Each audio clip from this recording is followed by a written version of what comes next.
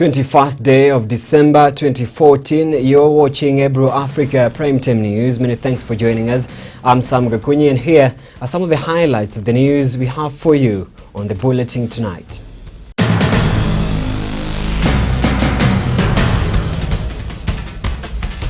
Sasa wanasema wanataka kupeleka hiyo kisirani na fujo kwa wananchi kupitia kwa demonstration na mass action.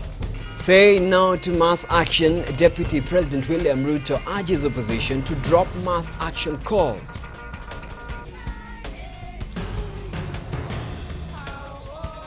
Na kusema kweli vile moto yote ya Nairobi inatedeka inaonyesha ni kazi ya dishonest.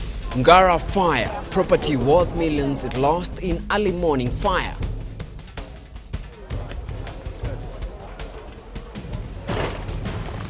Hii mambo ya kuiba ng'ombe ni mambo ya zamani na ni ujinga na ni upuzi.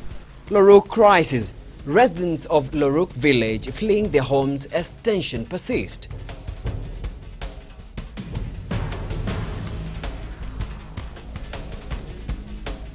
Nobody is entitled to release any information that's going to identify the children. Australia killings. Woman accused of killing 8 children to face murder charges.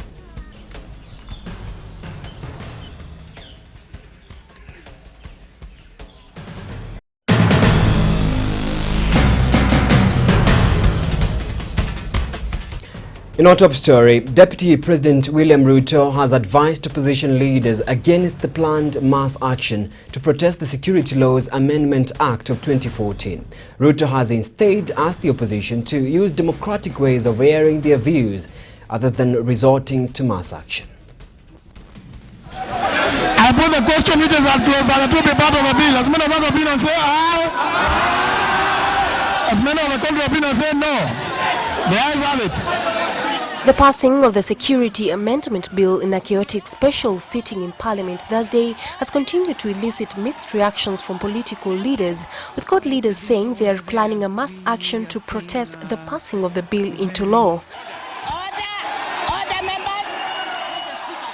Sunday, Deputy President William Ruto urged the opposition leaders not to resort into protest, saying that will only cause further unrest in the country, and urged them to voice their opinions in a more civilized manner. Kwa hivyo sisi tunataka tuwaambie wenzetu, please, tuko na Kenya ya karne ya 21 ya demokrasia.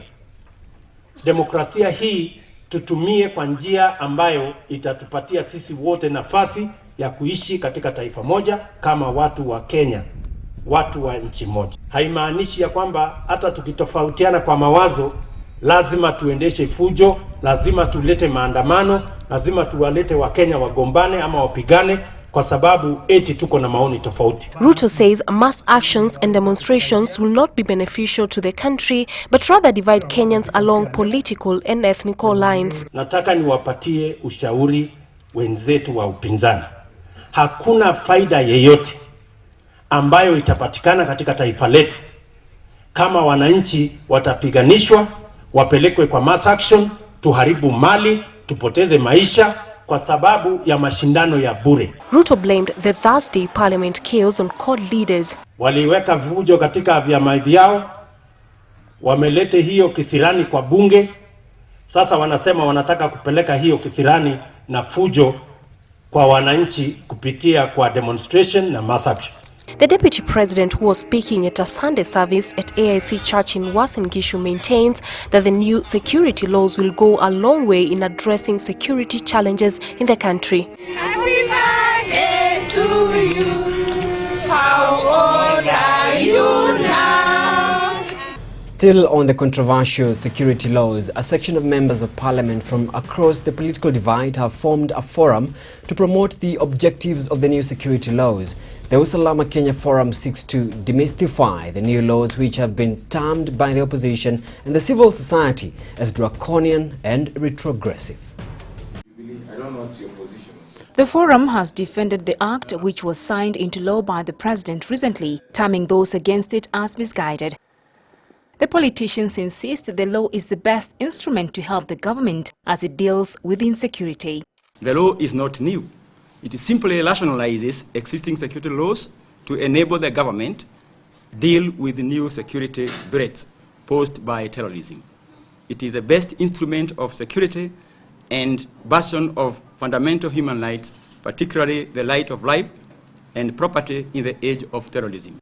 The members of parliament also condemned their colleagues who became rowdy on Thursday during a special sitting to pass the bill, saying they were not genuine as a raft of amendments had been agreed on a day before.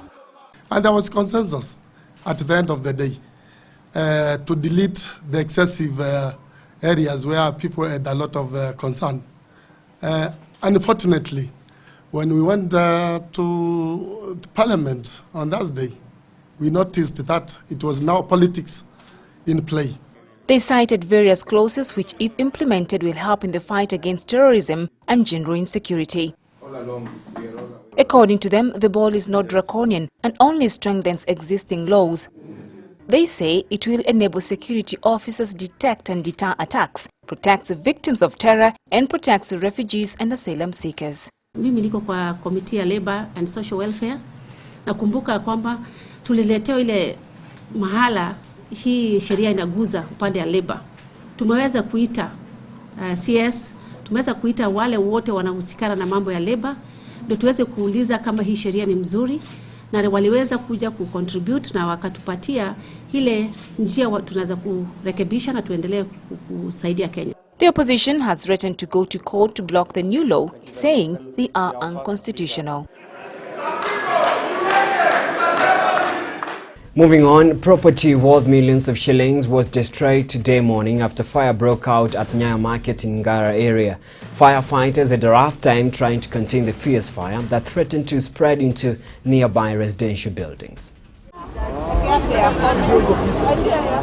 Early morning at Ngara Market in Nairobi.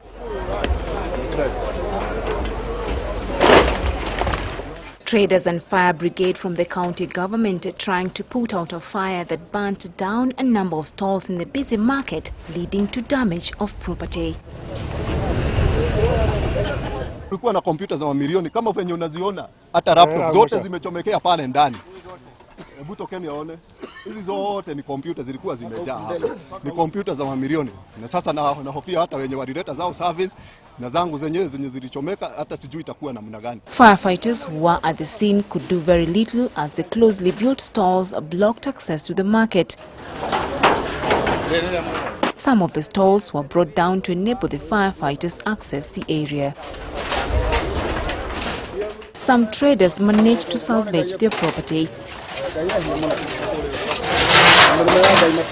For them, the fire was not accidental. Na kusema kweli vile moto yote ya Nairobi inatedeka inaonyesha ni kazi ya dishonest. Sababu tumeona hata Gikoba huko, sisi ni beneficiary wa Gikoba, sasa Nyayo, Kabuli, moto unaanzia mahali pamoja, tunaambiwa ni stima.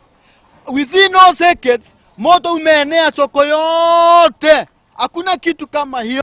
Hundreds of residents of Loruk village in Baringo County are fleeing the area for fear of being attacked by bandits. This is despite assurances from the government and the deployment of more security officials in the area.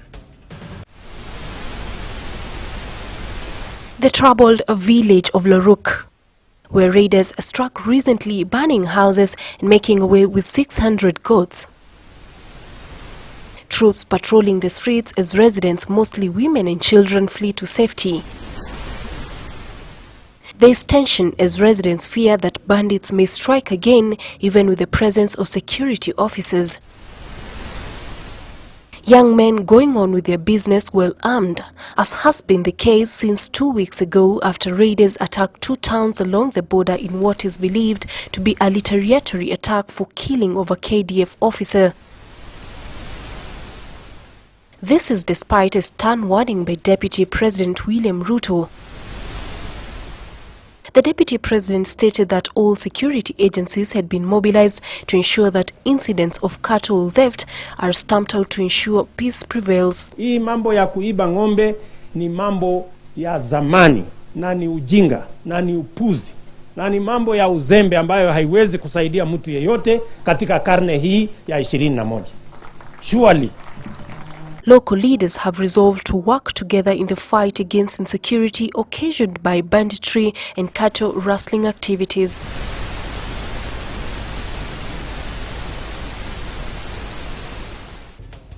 Deputy President William Ruto has clarified that the government will buy a 90 kg bag of maize at 2,800 shillings and not 2,300 shillings as announced by Agriculture Minister Felix Kosgei.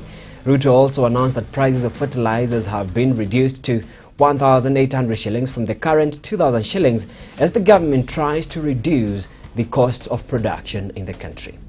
Tumesema bei ya mahindi kwa mwaka huu ni shilingi 2,800 na tunataka wakulima wote ambao wako na mahindi ambao walizalisha hapa nyumbani wapeleke pesa au wapeleke mahindi yao kwa cereals board. Imefunguliwa milango yake, tunalipa 2,800 shillings na pia tumepunguza gharama ya mbolea from 2,000 to 1,800. Moving on, as Orange Democratic Movement struggles to come up with a strategy to nominate a candidate for the Homa Bay County senatorial seat, a group of youth from the area say the party should pick someone who will not betray party ideals. Political parties have up to 27th day of December to nominate their candidates. The Orange Party has been grappling with the best way possible to use in nominating its candidate for the Homa Bay senatorial seat weeks after its nomination exercise failed.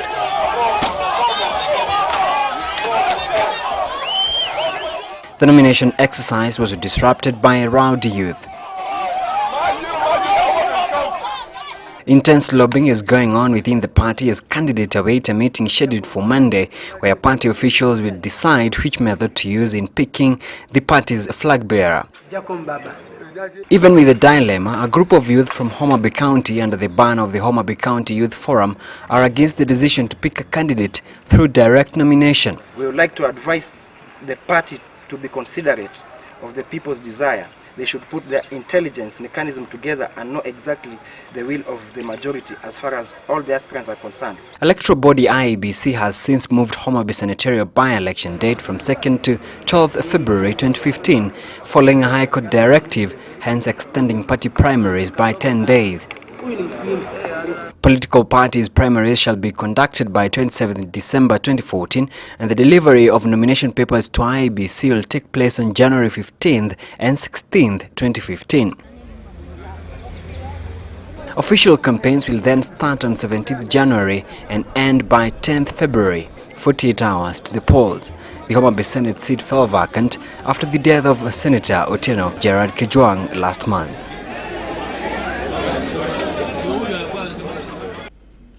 Let's have a look at some news outside the country. The turnout for Liberian parliamentary elections yesterday appeared low as concerns about Ebola kept many voters at home. Polling stations were largely empty, with voters occasionally drifting in despite precautions put in place by the National Elections Commission. The turnout for Liberian parliamentary elections yesterday appeared low as concerns about Ebola kept many voters at home. Polling stations were largely empty, with voters occasionally drifting in despite precautions put in place by the National Elections Commission. Staff with temperature guns at polling stations checked voters for any signs of Ebola, which is spread via bodily fluids. Voters were obliged to wash their hands with chlorine solution, to stand at least 3 feet apart in the queue, and to bring their own pens to mark the ballot paper. President Ellen Johnson Sirleaf's government delayed the polls, originally due in October, amid concerns that campaigning might worsen the spread of the Ebola virus. The Supreme Court, however, ruled this month that the election must go on. According to the Elections Commission, 1.9 million Liberians were registered to vote in the polls for 15 seats in the Senate, being contested by 137 candidates. The death toll for Ebola in Liberia, neighboring Guinea and Sierra Leone, the three worst affected countries in West Africa, has risen to over 7,000 from about 19,000 cases reported so far.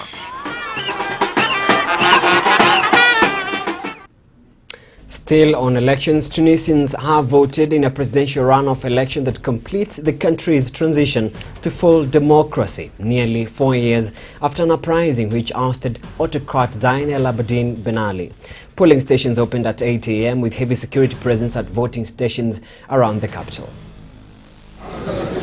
People queued outside polling stations as they prepared to cast their votes, with many hoping the new president will help Tunisia prosper. There was heavy security presence in the morning as incumbent Monsef Marzouki cast his vote at a local polling station and addressed journalists briefly after casting his vote. The start of the voting day wasn't as peaceful as overnight. One gunman was killed and 3 arrested after opening fire on a polling station in the central Cairo 1. Marzouki, 69, is a former activist during the Ben Ali era who has painted the SFC presidency as a setback for the Jasmine revolution that forced the former leader to flee into exile. Yet many Tunisians tie Marzouki's own presidency to the militant party's government and the mistakes opponents said it made in controlling influence of hardline extremists in one of the Arab world's most secular countries.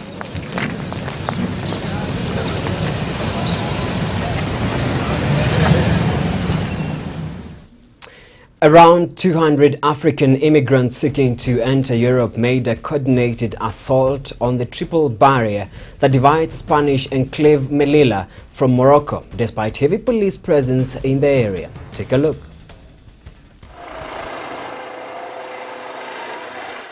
Despite heightened police surveillance at the triple barrier that divides Spanish enclave Melilla from Morocco, immigrants continue to stream in. Friday, nearly 200 migrants made a coordinated assault trying to overwhelm the police guarding the border. Many continue to sit on top of the razor wire fence, with some remaining there until the sun came up.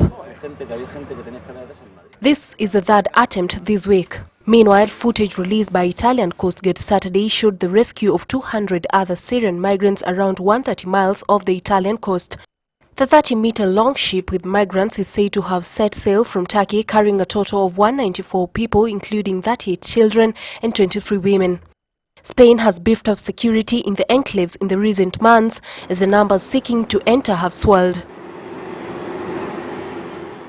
Reports show that last year 4,235 migrants crossed from Africa into the two territories, either swimming along the coastline, climbing the barrier or hiding in vehicles. Italy has recently crossed its search and rescue mission, which has saved over 100,000 migrants, primarily from Middle East and Africa, making their way to Europe. The mission had been established last year after the death of 360 migrants when the boat they were sailing in capsized a mile off the coast of Lampedusa.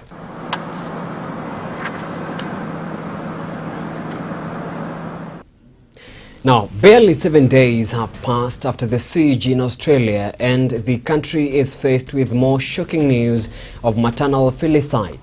Authorities have charged a woman in the northern city of Cairns with the murder of 7 of her children, and her niece, Masan Wareya, who is 37 years old, was charged while in hospital where she is being treated under guard for self-inflicted knife wounds. An Australian mother has been charged with the murder of 8 children 2 days after their bodies were found in a home in the tropical northern city of Cairns. Police said the 37-year-old was a mother of the 7 children. She was charged during a bedside hearing at a Cairns hospital where she is recovering from stab wounds with the murder of 4 girls and 4 boys aged from 18 months to 15 years. Look, it is just simply 8 counts of murder, 1 for each victim. Aznika, who said the 5 fathers of the children had been informed, said police were investigating whether drug use was involved in the tragedy.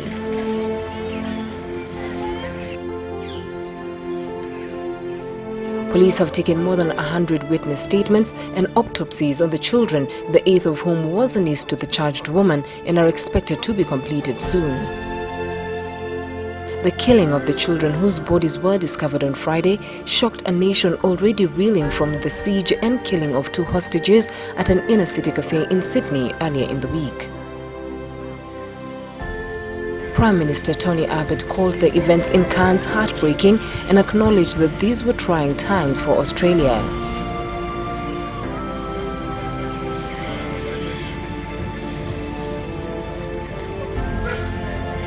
Police did not name the charged woman, citing the need to protect the identity of the children, a normal procedure in Australian criminal cases. Nobody is entitled to release any information that's going to identify the children.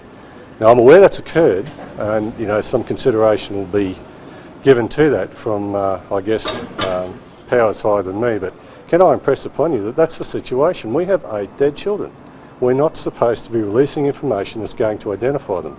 That's why can I categorically state the reason why I have not at any point identified the mother or identified the children. And I'd really appreciate it if everybody could continue down that vein. Police also noted it would be culturally insensitive and a breach of community protocols of the indigenous Torres Strait Islander community to which the family belongs to release the names and photos of the deceased children. The Cairns family were members of the Torres Strait Islander community, a group of indigenous Australians viewed as distinct from the broader Aboriginal community due to their origins on islands off the Queensland coast.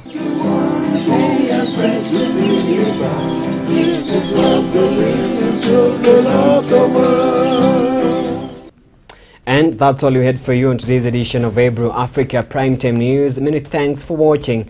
I'm Sam Gakunyi. I wish you a good night.